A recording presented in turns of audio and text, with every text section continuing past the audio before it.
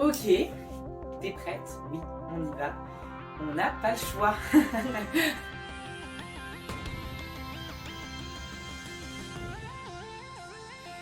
Ok, présente-toi en 3 phrases. Alors, je m'appelle Laura Bozobert, je suis actrice, dramaturge et metteuse en scène sur ce projet. J'ai fait les cours Florent et ça m'a amené ici. Pourquoi ce projet? Alors, l'affaire Tonya Harding, ça m'est venu parce que du coup j'ai entendu un petit peu parler de l'affaire déjà, que j'ai trouvé extrêmement drôle parce qu'il y avait tous les éléments possibles pour faire un bon projet. C'est-à-dire qu'on avait des personnages hauts en couleur, on avait des vrais sujets, comme la lutte des classes notamment, et on avait également un cadre qui débordait puisqu'on parle des États-Unis. Donc du coup c'était tout ce qu'il fallait pour faire une bonne histoire. Et en plus de ça, c'est une histoire qui forcément résonne un petit peu avec mon histoire personnelle, et donc du coup j'avais envie de la défendre. Décris la pièce en 3 mots. Ok, ça fait 2 mots, mais soap opéra. Paillettes et suspense. Team Tonya ou Team Nancy? Aïe aïe aïe aïe aïe aïe aïe aïe aïe, la boulette, si je commence à en parler, ça va être compliqué. Bah oui, mais Team Tonya, forcément, évidemment. Mais bon, elle est sympa Nancy quand même. Ça t'a fait quoi de voir ta première créa sur scène? Oh là.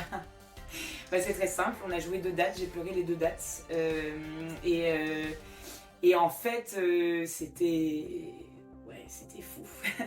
C'est fou en plus que ça arrive cette année qui est un peu l'année de mes 30 ans. Et puis bah, en fait, il y avait plein de moments où mon équipe était tellement merveilleuse que j'avais juste l'impression de regarder un vrai spectacle. Et à des moments donnés, je reconnaissais mon humour et je me disais ouh là là là là, et ça me rappelait que c'était moi qui l'avais écrit. Quel personnage tu pourrais jouer? Bah, pas beaucoup, hein. J'avoue que je leur ai pas fait de cadeau, c'est vraiment des personnages un peu compliqués. Après, aller pour le kiff, Lavona. Ta réplique préférée de la pièce? Aïe. J'en ai beaucoup. J'en ai beaucoup et j'en ai beaucoup pour pas toutes les mêmes raisons. Du coup, je dirais t'as intérêt à courir et vite. Metteuse en scène tyran ou bisounours? Ah! Alors je sais pas si c'est à moi de répondre en vrai à cette question parce que du coup je me supporte pas moi-même, mais enfin dans le sens je me supporte pas. Non, c'est pas moi qui travaille avec moi-même, je veux dire. Du coup je dirais tyran sur les côtés où il faut être très précis. Genre on a plein de scènes où il faut être extrêmement dans les timings avec la musique. Mais en règle générale, je dirais plutôt bisounours parce que j'offre le petit-déj. Facile ou pas facile les répètes? Ben, en vrai, là, on a tellement fait 3 semaines de création tellement intense que c'était à la fois facile et pas facile. Facile parce que je connaissais déjà mon équipe et que tout le monde était tellement motivé et à l'écoute, et ça, c'était extraordinaire. Et que je savais où je voulais aller aussi. Ça, c'était un avantage. Et pas facile parce que 3 semaines de répète, donc fatigue, 3 semaines de répète en hiver, donc maladie, et 3 semaines de répète avant Noël, donc plein de choses qui s'y passent. Donc c'est vrai que voilà, facile et pas facile, les deux. Ton meilleur souvenir de répète? Il y en a énormément parce que tout ce projet a été extraordinaire pour moi, mais en même temps c'est normal, c'est mon bébé. J'ai envie de dire...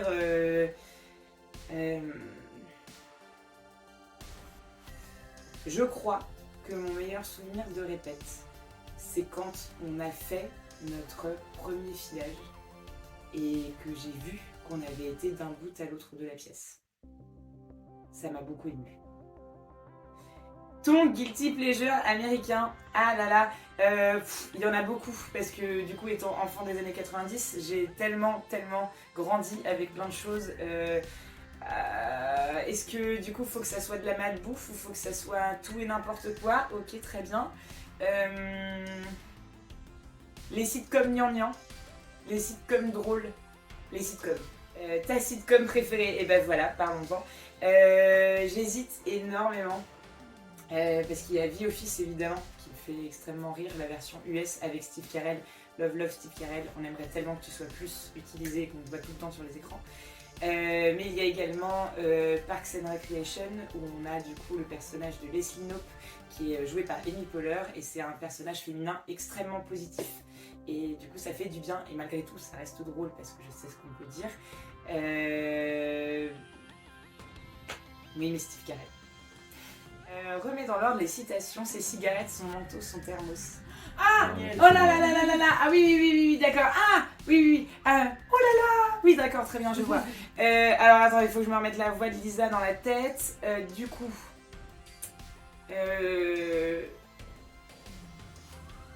son manteau. Non, si, son manteau, ses cigarettes et son thermos, évidemment, à la fin. Son manteau, ses cigarettes, son thermos. Tu me les mimes. Ah oui, son. Tu sais, son manteau. Mais non, tu sais bien, ses cigarettes. Mais non, tu sais bien, son thermos. Tout droit, sorti de l'après-guerre. Pourquoi faut venir voir la pièce? Alors, parce que... Pour plein de raisons, parce que l'histoire est extraordinaire, parce que les filles sont géniales sur le plateau, parce que la musique de Justine est incroyable, parce que ça parle de plein de sujets qui sont d'actualité, ça parle d'un beau destin et ça parle... et puis parce qu'on s'amuse beaucoup aussi et qu'on peut avoir des badges à la fin. Cette pièce a l'air extraordinaire, merci beaucoup. À toi de jouer, où, quand et à quelle heure? Alors, c'est génial parce que pour White Trash, l'affaire Tonya Harding, ça se joue dans pas longtemps, du 27 avril au 20 mai, les jeudis, vendredis et samedis à 21h au théâtre Les Déchargeurs à Châtelet. Extraordinaire, sortie de métro, comme ça n'importe qui peut venir. Et en plus de ça, Châtelet, c'est central. Il y a plein de bars sympas, on peut prendre des coups avant, après, avec nous, sans nous. Et puis voilà, c'est tout bénef. Un mot pour la fin. Merci pour tout. Et pitié.